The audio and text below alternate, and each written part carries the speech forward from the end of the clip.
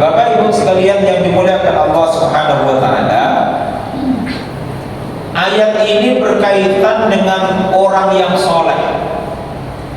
Di dalam Ibnu Katsir ini disampaikan namanya Bal'am bin Ba'murah. Jadi Bal'am bin Ba'murah itu orang yang soleh, yang sampai bisa mengenali arasnya Allah Subhanahu wa taala.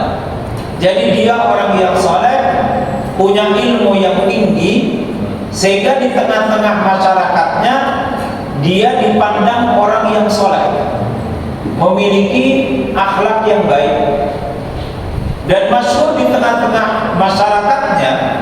Bal'am bin Ba'murah ini kalau berdoa pasti dikabulkan.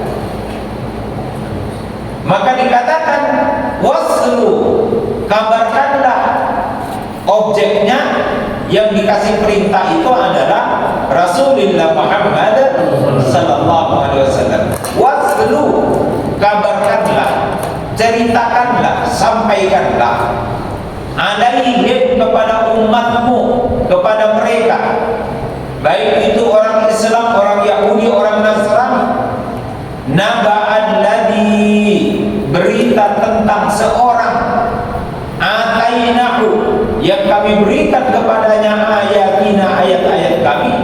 Itu artinya orang yang namanya Bal'am bin Ba'murah ini orang yang paling saleh di tengah-tengah umatnya. Dia orang yang paling pintar, cerdas. Kalau dia berdoa kepada Allah pasti dikabulkan oleh Allah Subhanahu wa taala. Fansalakha minha, maka datanglah rombongannya Nabi Musa yang keluar daripada Mesir, datang ke negeri Kan'an. Di mana di negeri Kan'an yang merupakan wilayah dari bagian negeri Syam itu ada Bal'am bin Ba'murah. Ternyata penguasa Kan'an ini merasa terancam dengan kedatangan Nabi Musa. Dia merasa terancam dengan kedatangan Nabiullah Musa alaihi salam, sehingga kemudian mereka mengatakan kepada Bal'am bin Ba'murah, wahai Bal'am bin Ba'murah, Musa sudah datang ke negeri kami. Dia itu rajulun hadidun, laki-laki yang kasar. Wa junuduhu katsira, tentaranya jumlahnya banyak. Fayuhlikuna, maka tidak lama lagi kami pasti akan dihancurkan oleh Musa dengan pasukannya.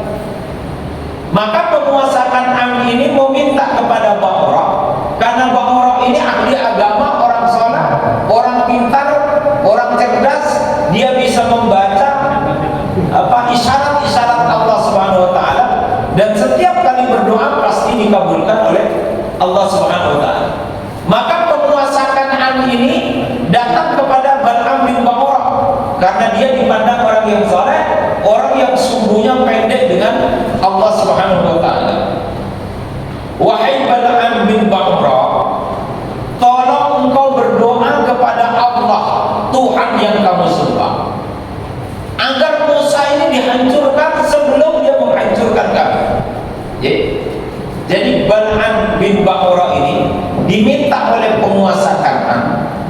Mereka penguasa wilayah, punya kekuasaan tertinggi, mereka penguasa harta benda di negeri itu, meminta kepada Bal'am bin Ba'murah agar berdoa kepada Allah, Musa dengan pengikutnya dihancurkan sebelum Musa menghancurkan kaum Kan'an. Nah, ketika Bal'am bin Ba'murah itu diminta untuk berdoa kepada Allah Subhanahu wa taala, maka Bal'am bin Ba'murah karena dia orang yang saleh dan dia juga orang yang cerdas, tentu dia paham dan mengerti Musa itu seorang nabi dan rasul. Maka Bal'am bin Ba'murah mengatakan kepada penguasa Kan'an, kalau saya berdoa kepada Allah agar Allah menghancurkan Musa, maka hancurlah dunia dan Bisa dipahami? Ya. Saya ini bisa celaka di dunia, tapi juga bisa celaka nanti di akhirat. Karena Bal'am bin Ba'urah itu mengerti Musa itu seorang nabi dan rasul. Orang soleh tidak bisa musuhan dengan sesama orang soleh. Itu namanya jeruk makan jeruk. Tidak bisa orang soleh dengan orang soleh itu tidak bisa bermusuhan. Kalau orang soleh dengan orang soleh bermusuhan, berarti ada yang keliru di antara kedua orang yang soleh itu. Pasti ada yang keliru. Sehingga Bal'am bin Ba'urah sejak awal sudah menyadari dia tidak mungkin berhadapan dengan Nabi Musa, karena satu aliran, satu garis. Bahkan Nabi Musa itu adalah seorang nabi dan rasul. Tetapi rupanya Bapak Ibu sekalian, penguasa Kanaan ini cukup cerdik, licik dan pintar untuk menggoda gimana caranya Bal'am bermusuhan dengan Musa. Sehingga mereka bertubi-tubi datang kepada Bal'am. Dia menawarkan kekuasaan, dia menawarkan harta benda. Ternyata Bal'am tetap tidak berkutik. Tidak, saya tidak butuh kekuasaan. Wong saya orang soleh. Ya kan, kira-kira begitu. Orang soleh tidak butuh kursi bupati, kursi DPR, dia tidak butuh, tidak mau. Wong dia orang soleh. Dia orang yang pintar, orang yang cerdas. Untuk cari harta tidak sulit bagi dia. Saya tidak butuh harta. Tapi karena yang bukan pintar dia, maka masuklah dia kepada istrinya Bal'am. Istri Bal'am, mosok suamimu itu pintar, suamimu soleh, lah kok kamu tidak pakai perhiasan? Lo duitmu kok yukong tipis-tipis saja. Gue segini wae. Bilang sama suamimu, biar berdoa kepada Allah agar Musa itu dihancurkan. Nanti kamu saya support, sekujur tubuhmu itu isinya emas. Ya kan? Duitmu berapa kamu suka, saya kasih. Lebih-lebih perempuan ditawarkan emas dan uang itu, kira-kira meleleh apa enggak? Dia meleleh berapa?